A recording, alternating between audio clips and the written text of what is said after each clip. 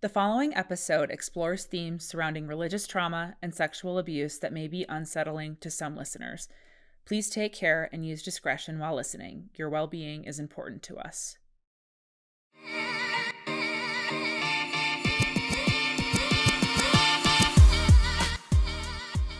Hello and welcome to our beloved parishioners.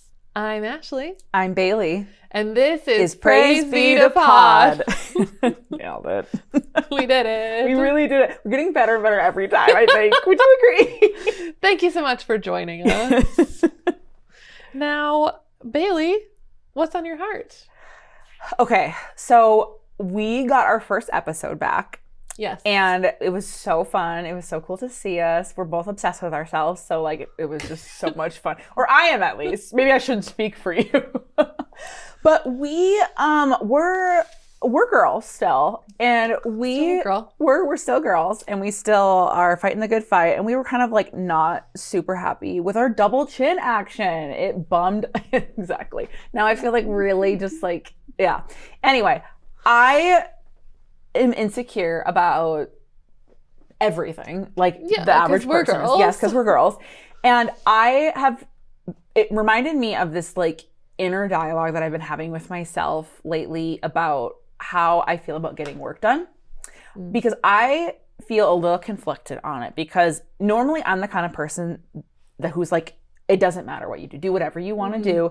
Like, I'm not going to tell someone how to like be a good feminist. Yeah. But I feel so torn on the issue of like plastic surgery, because like I will probably do some work at some point in time.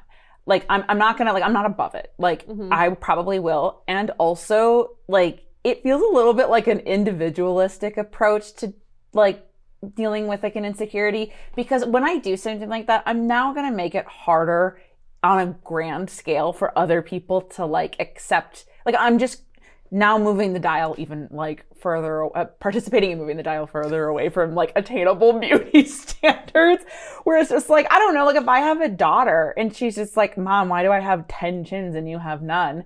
I'm going to be like, am I going to tell her like that I removed mine? Yeah, and I would, but then she'd be like, well, what's wrong with mine, even though we have the same chin? How am I going to like explain that to her? I feel really torn. Also, there's a part of me that's just like, half the guys I've dated have to be reminded to brush their teeth. And I'm over here being like, should I spend $10,000 on a chin tuck? It just doesn't really seem fair. And I just don't think that like women need to be doing more things like that. So I'm a little bit torn on it. What do you think? Well, at the same time, I do see a trip to Turkey in our future. Yes. Just to tour Istanbul because of the history. For the history. The blue mosque. Yes. And the doctor's office. Yeah. And the recovery Sophia. room. Yeah, exactly. The spice market. Yes. With our We love Turkish delight and baklava. Yeah. With our chins and our upper eyes. Exactly. That's all I want, you know?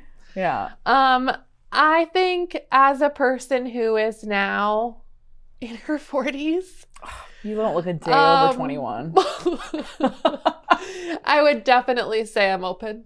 Yeah. It would make me happier. I mean, like, I've had a long battle with an eating disorder, and I've had a long battle with like accepting my body.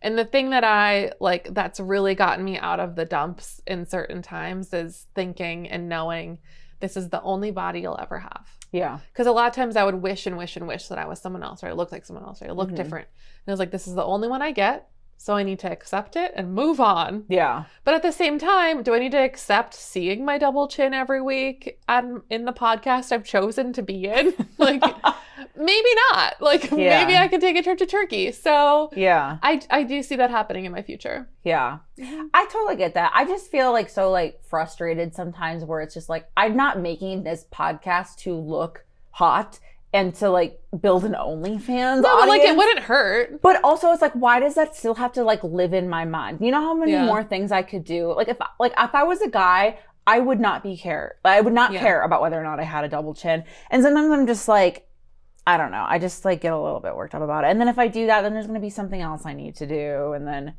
I don't know.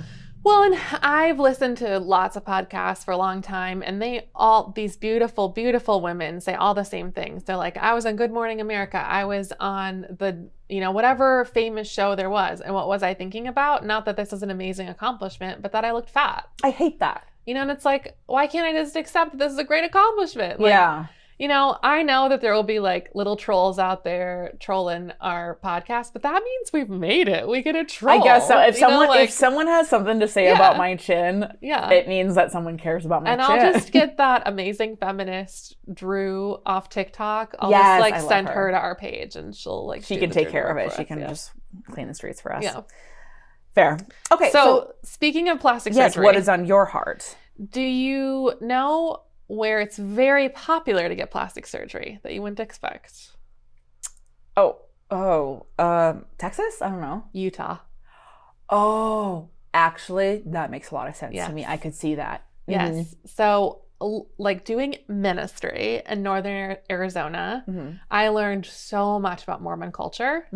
And one thing is that it's very popular to get plastic surgery because they are expected to be so perfect inside and out.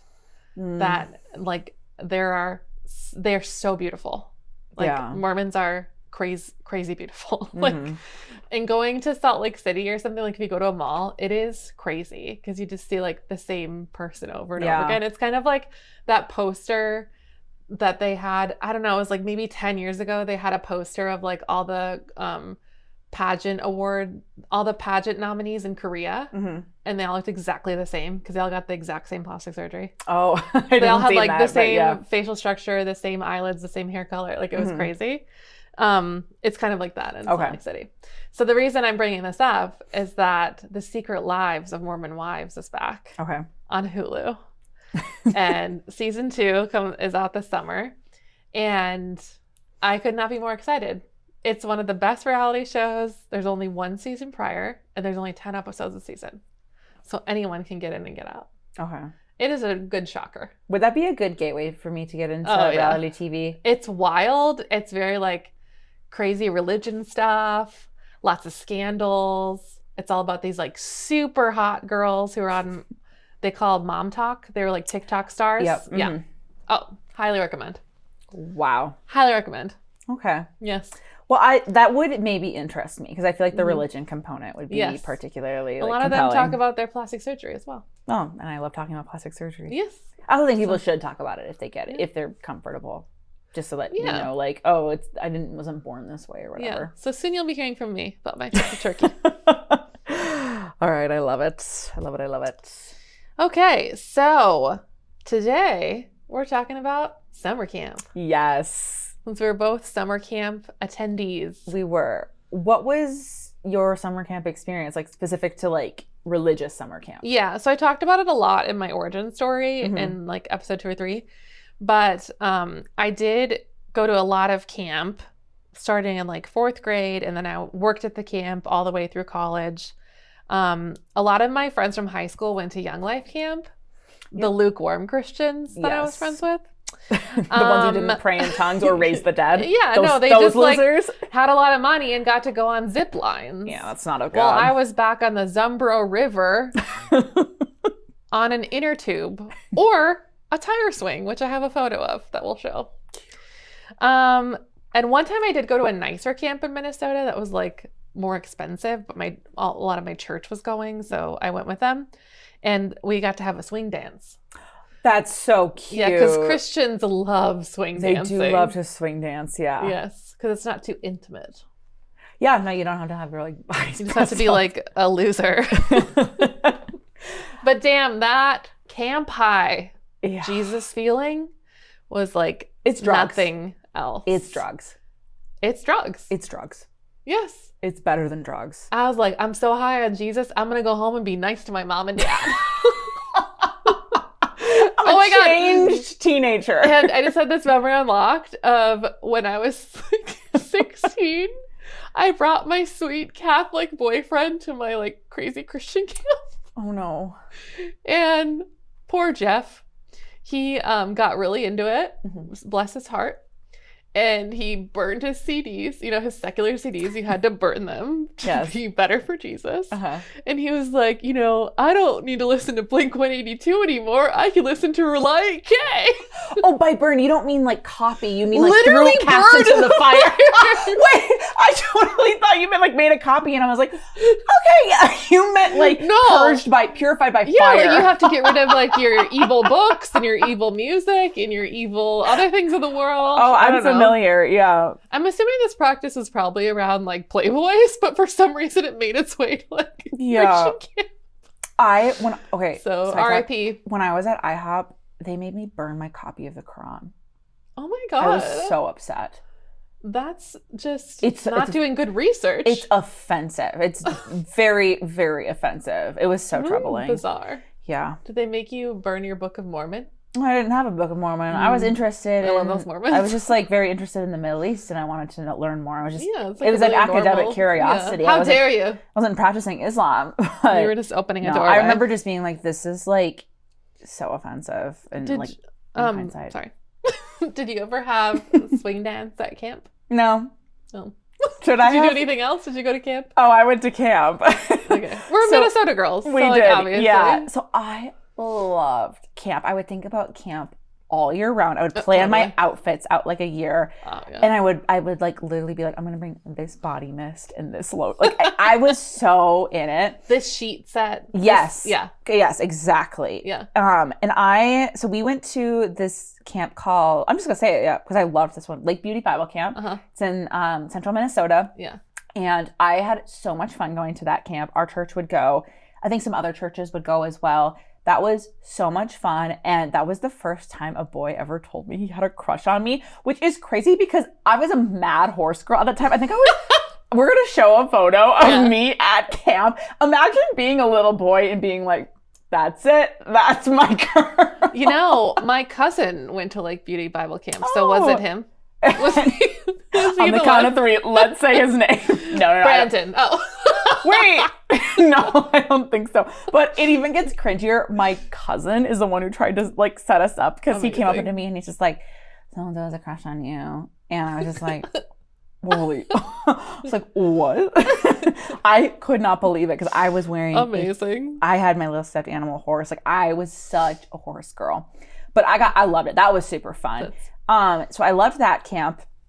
And then we, at one point in time, ended up going to this really charismatic camp that I don't remember that charismatic camp. Did I say charismatic? Charismatic. Oh, that's embarrassing. We went to a very charismatic camp that I hated. It was also in central Minnesota. I don't remember the name of it. We only ended up going once. It was very like Jesus camp, like in the documentary. Like it was so charismatic. It was such a high control environment.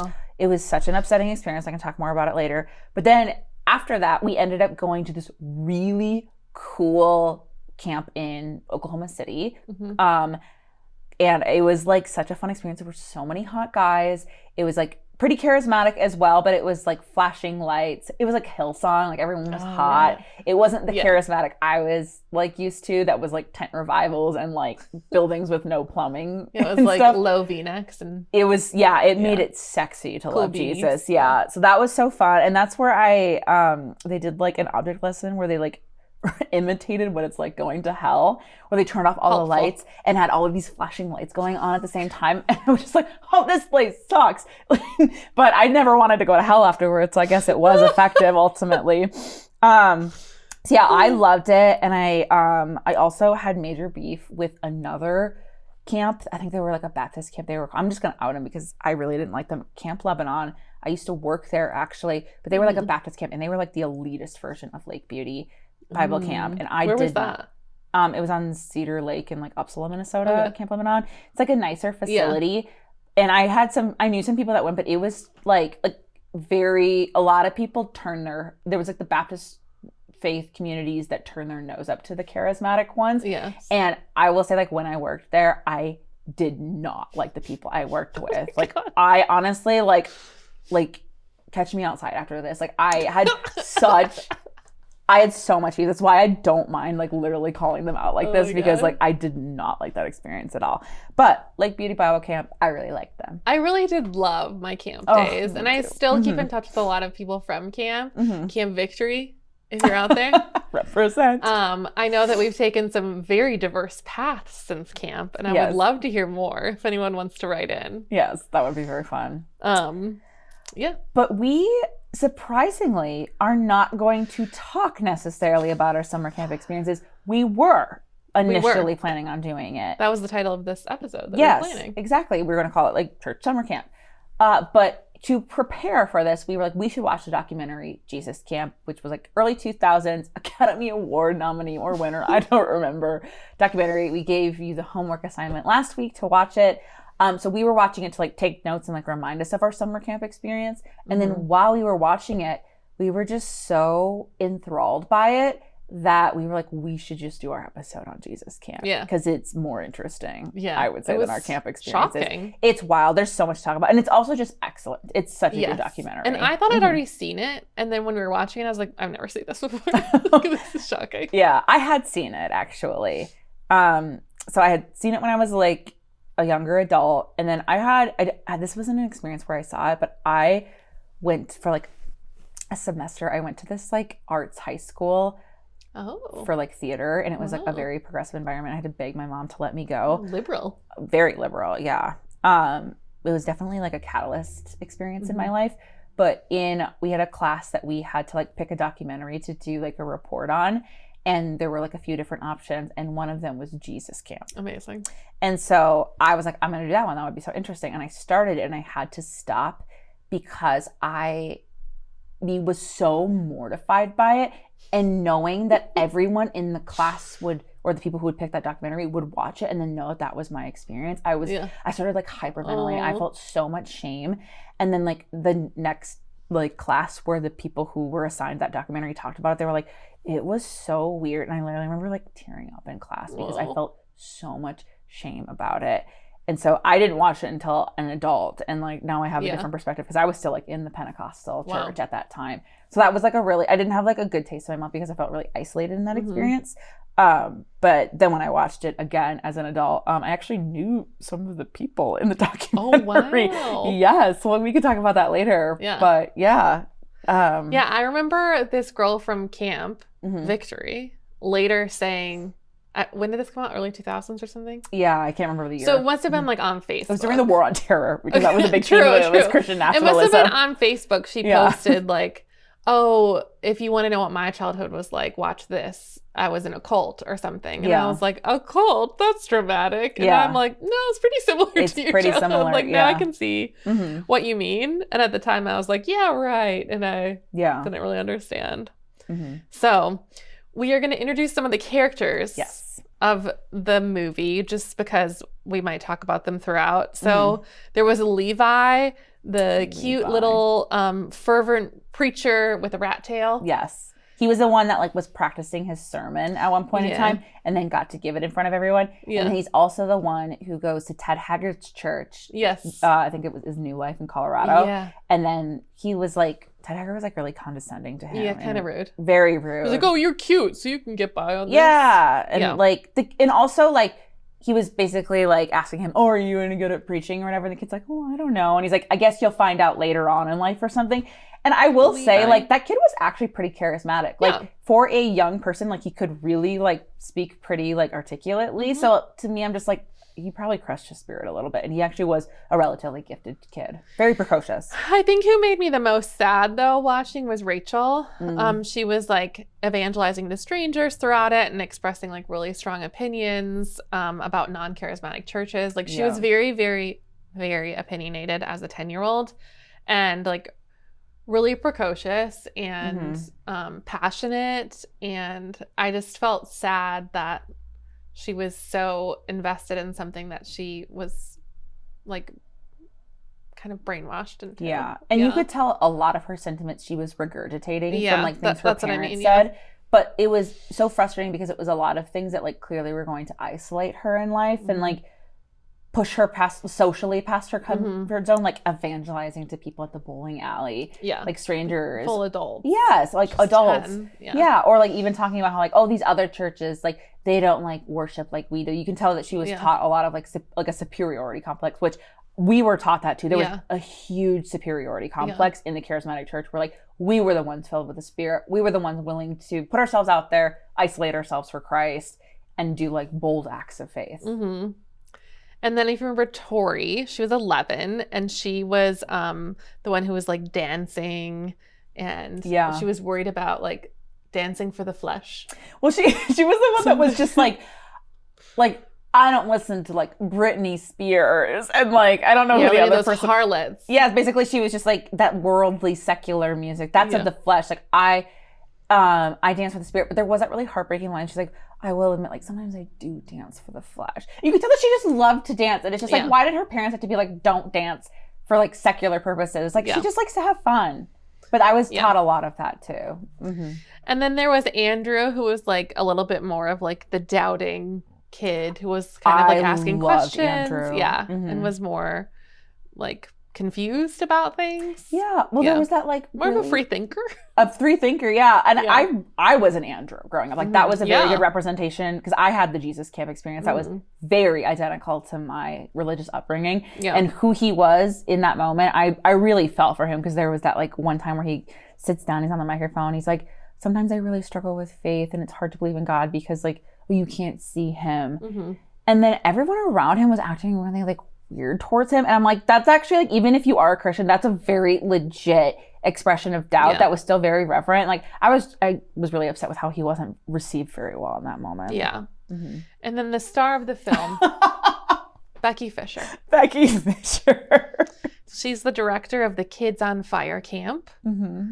And our favorite quote, she's in the bathroom spraying her hair with so much hairspray. Yeah.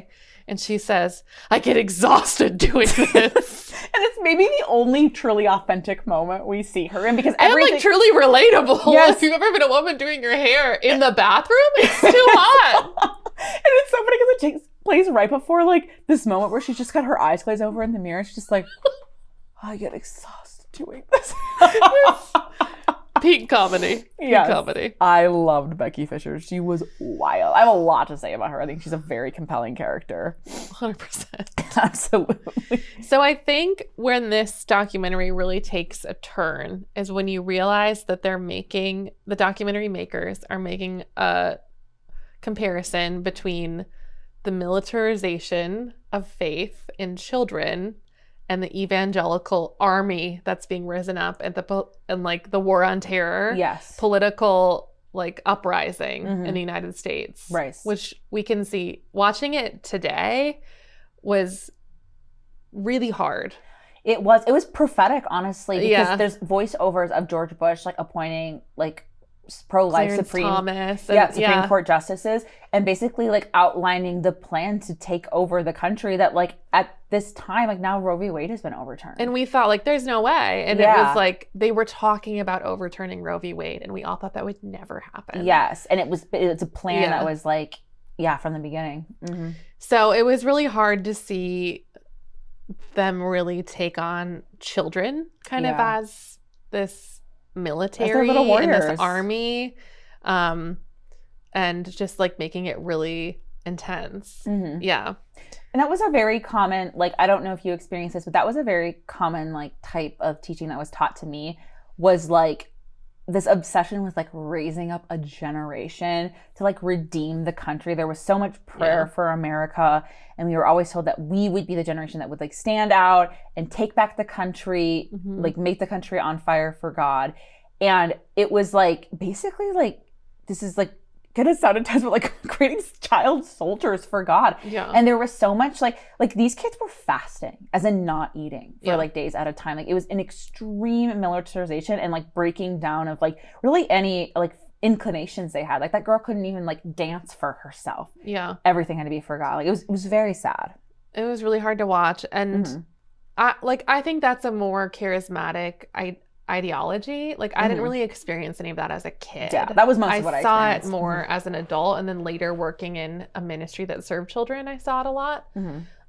But I'm grateful that I didn't have that childhood. Yeah, I'm really sorry that you did. It's okay. I made a sense of humor. I did do like a pretty deep dive online, and I found a media kit from from Jesus Camp. And in it were like some really amazing interviews from the producers to all of the people that were involved in the film after they'd already seen the film. So one question they asked Becky Fisher was, do you consider yourself and your kids politically active? And she said, no, what we do is teach our kids what the Bible has to say about life and how we're supposed to respond to it as Christians. And then she goes on to talk about how like they had a guest minister who talked to the kids about the seriousness of taking innocent life.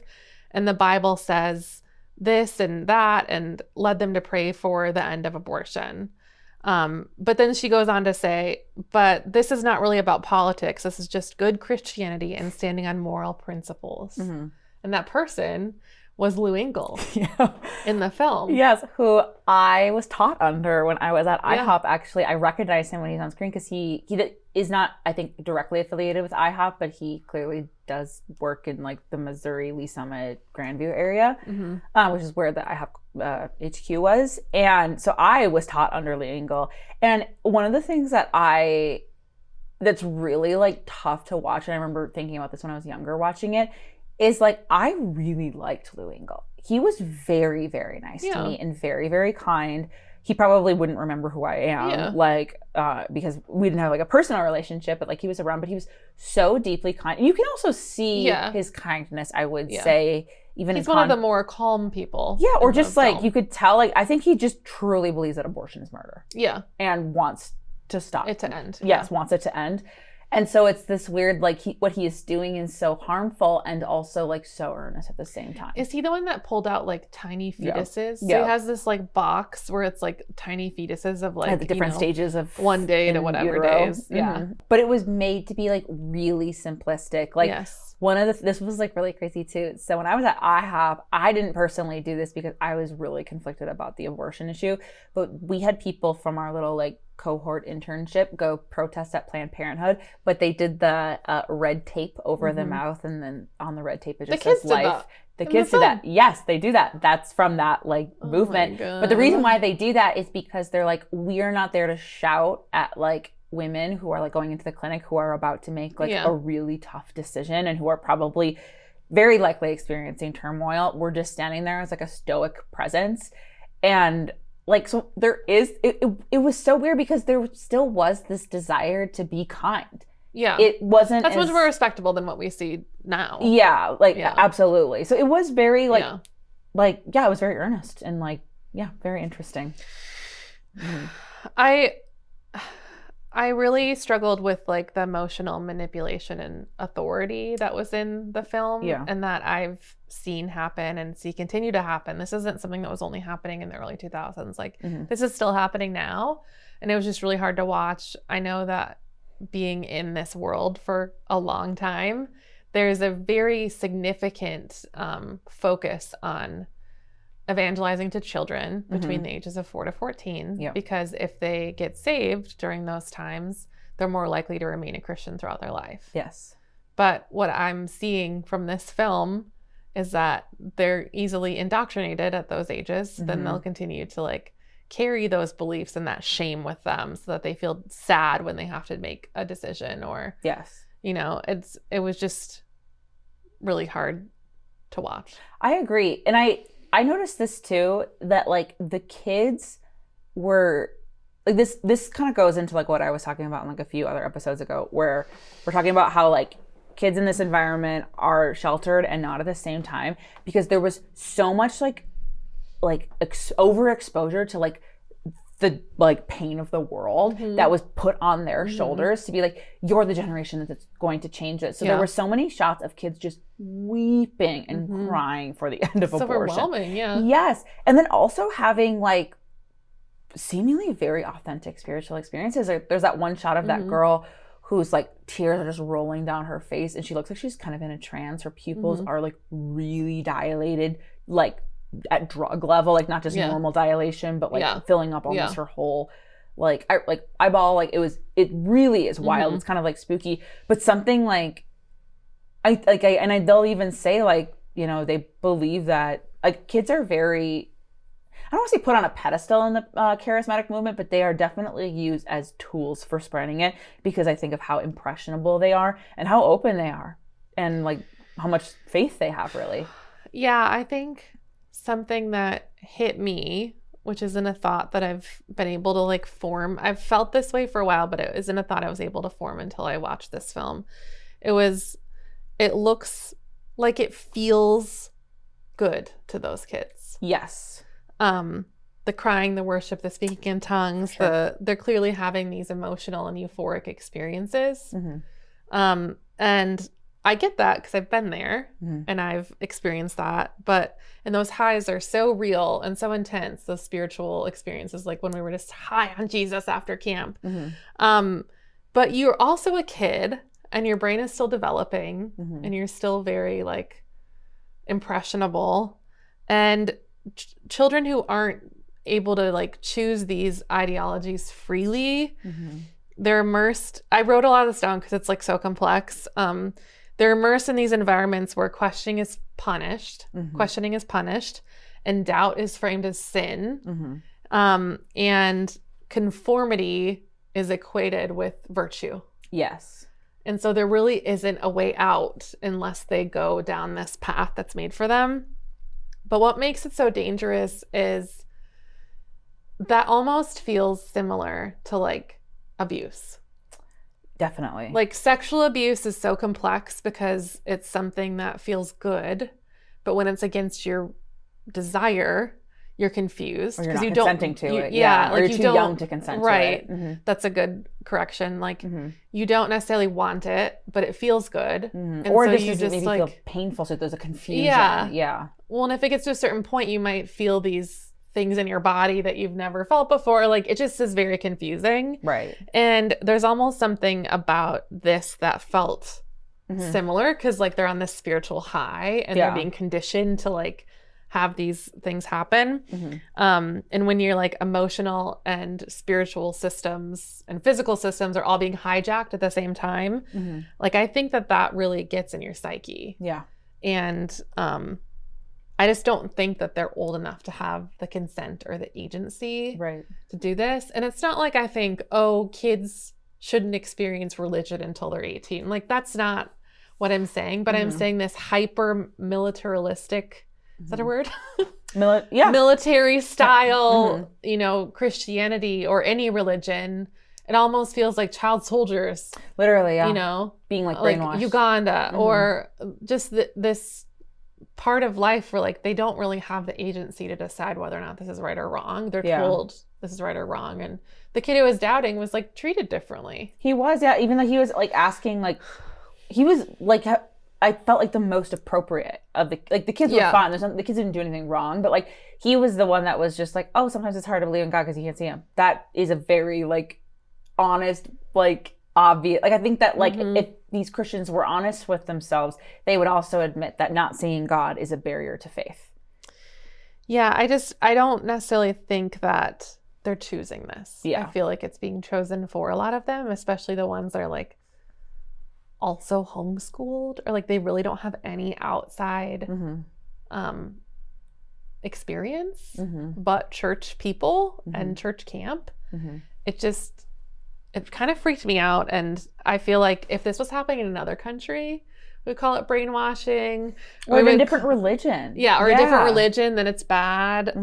But here it's like discipleship. Yeah. And it's like... Or it's just so like ingrained in like the political movement that it's just like, even if you're not particularly religious, like you probably at some point have an exposure to like the religious right and that like fundamentalist evangelical movement.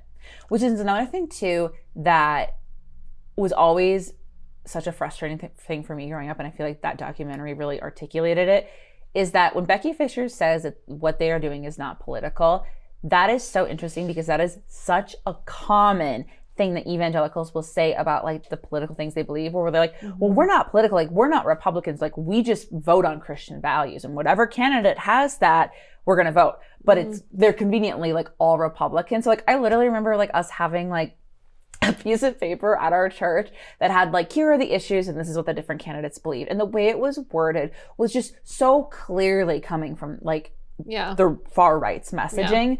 but yet it, you know, wasn't political. And I feel like that is what like captivates a lot of, like, I feel like a lot of people on the far right are made to believe that they're like free thinkers that like aren't being influenced by the swamp or this political party. And that really appeals for the church, because this type of church expression feels like they think they're very rogue, or that they're doing something that is maybe prophetic or is outside of the church. That's why they hate Catholicism so much, because like that's religion, and what we do is a relationship. Right.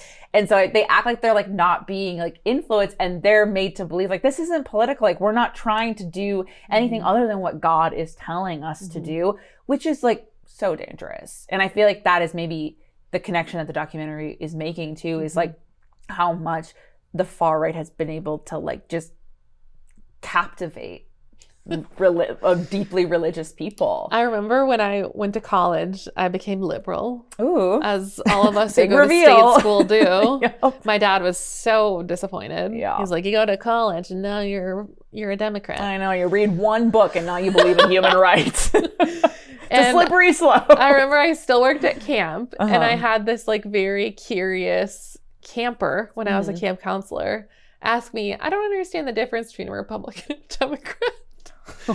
And I remember so clearly I said to her, well, Republicans care about money and Democrats care about people.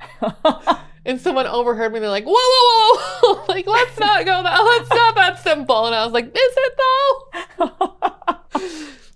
And I'm sure she went home to her mom, and now they don't come to camp anymore. You know what? That's fine. Maybe it's stuck with her. If you're out there, let me know. Yeah, please do. Please do. Another thing too that I really like notice, and which is like you know, also like very characteristic of a cult, is the high control over like the media and interest that these kids are consuming. Yes. So like, for instance, that one little girl was like, I don't listen to Britney Spears. Yes. Like that's of the world. Or a lot of them have like heavy resistances. Specifically, Becky Fisher hated Harry Potter. Wait, I have a quote. Okay, so the interview is asking her, are you different than other children's ministers? In what way? Why is your message so appealing to kids? Kids are hungry for the supernatural. This is the Harry Potter generation. These are kids who want to know, is there really a school of witchcraft I can go to learn to cast spells? Because there's no doubt in their minds there is really a supernatural world out there. When we tell them God wants us to use them to do signs, wonders, and miracles, they don't argue doctrine with us. They just do it. Oh my God. That bitch hates Harry Potter. She does. I remember people in our church being like really into the like Harry Potter craze, like how bad it was. And I literally remember overhearing people saying like, there are kids going to libraries asking for books about black magic and how to perform it. and I was this big scare about like black magic is, please. No, apparently they think that they do. Oh my God. But no, she hated Harry Potter, and she would like, I don't know what it was specifically about Harry Potter that like this era of church hated it so much, because we still watch like Lord of the Rings. Don't even get me started on how Lord of the Rings is fine because it's an allegory to Christ, but Harry Potter isn't. J.K. Rowling's such a Christian. It's a movie about Christ. Yeah, literally. Like, it's a messianic. Harry Potter is a messianic figure. My God. Seriously. My favorite. God the Father, the Holy Spirit, they're all there. Literally. I will say my and favorite speaking in tongues. For real though, I actually. Keep going. Yes. Becky? One of my favorite parts though of the documentary is when Becky Fisher is talking and she goes, while I'm on the subject of Harry Potter, and she goes, warlocks are enemies of God. Amen. And then she goes, if Harry Potter was in the Old Testament, he would have been put to death. And then one little kid goes, amen. I knew there was an amen in it. It was so weird, like her obsession with just being like, he would have been put to death. She hated Harry Potter so much. It was, I don't know what it was about Harry Potter, but like, wow, they hated him. Yeah, it was real dramatic. Dramatic, yeah. I remember like showing Harry Potter to friends later in life who weren't allowed to watch it, and they were like, wait, this is just like the Jesus story? It's like, yeah. For real, yeah. I remember when I did watch it as an adult, I was like, this is the movie series that I just was not able to like read. And it was so frustrating because all of my friends were reading Harry Potter in elementary school. That would have been like such a great thing to partake in with them. And that was one of the things that like I experienced so much growing up. It was like intentional isolation from my community, because like a lot of fundamentalists or like evangelicals love to be hated by the world. And the more to be different. Yes, the more you're hated by the world, the more you're Christ-like. And it was like, if you had any interest in anything that was like secular, it was like, I just felt like there was this need, like they almost want you to embarrass yourself. Like, I want to see you walk out of class if Harry Potter is playing, or like all these things that like they wanted you to make a spectacle of how not of the culture you were.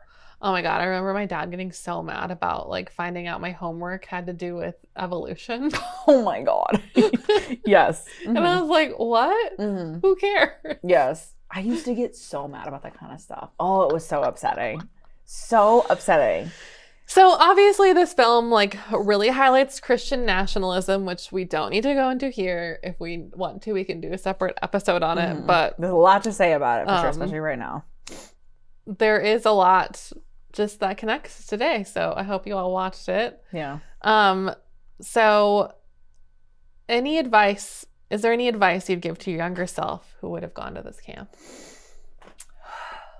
I think I would have just like told myself to just have a normal camp experience, kiss some boys, have fun. Don't worry if you don't get slain in the spirit. I will also say this too, to the abuse thing, there's not really much a kid can do to navigate an abusive situation. So like there really is like you just have to accept that like adults were accountable to like take care of children and they failed to in that moment. And like you can have all the perspective that you want to, but like it's just that I literally don't know what I could have done different. What about you? Same. I mean, I would have probably said maybe don't go. Yeah. I mean, I wouldn't have been able to like have agency to like not go to camp. Yeah. Or like just have fun. Yeah. Just have fun on the tire swing or whatever. Yeah. No, for sure.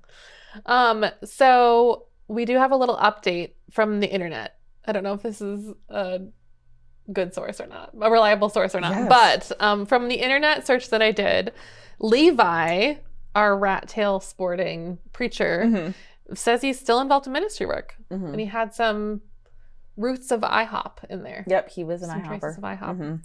And Rachel, the little evangelist we see now, is a teacher. Oh, yeah, that's sweet. And Tori, we don't have a lot on her from the internet, but she did contribute to Becky Fisher's book on Jesus Camp, indicating she's still engaged with the themes presented in this film. Okay. And Andrew, not surprising, has gone on a different path to look into other spiritualities.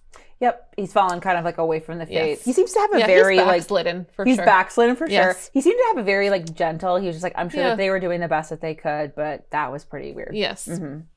And good old Becky Fisher is still going strong. Yes, but I think that there was so much backlash from the documentary that they did have to close down that camp because there was so much like vandalism and outcry. But I think that she is still doing children's ministry. But I mean, when they did interview her after she'd watched the film, she was like, oh, I'm really proud of it. Like, she didn't think like, what did you guys do to this? She was like, I'm surprised at how political it is, but nothing was like against her values. Yeah. So I think that was important to like read that she was still endorsing it later. Yeah.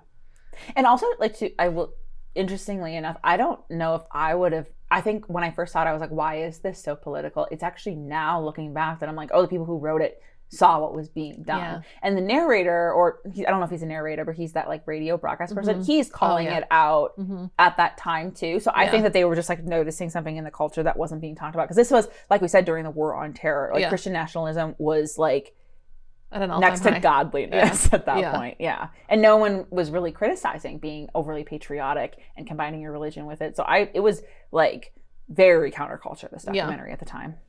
So we're dying to know if you went to Jesus Camp. The Jesus Camp. If you did, please write in. Yes, we want to hear from you. We have to know more about Becky Fisher. We'd love to interview her hairspray disaster, her hatred of Harry Potter. I'm curious to know. Maybe we didn't see it right. please let us know. Yes, yeah. no, absolutely. Yeah. But I think that's all we have. So blessed are the listeners, for they shall inherit a bootlegger's copy of Harry Potter that not even Becky Fisher can ban. You could find us at our website at praisebetopod.com. We are on TikTok now at praisebetopod, Instagram and YouTube also at praisebetopod. Yeah. And with that, it is finished. Finished. See ya.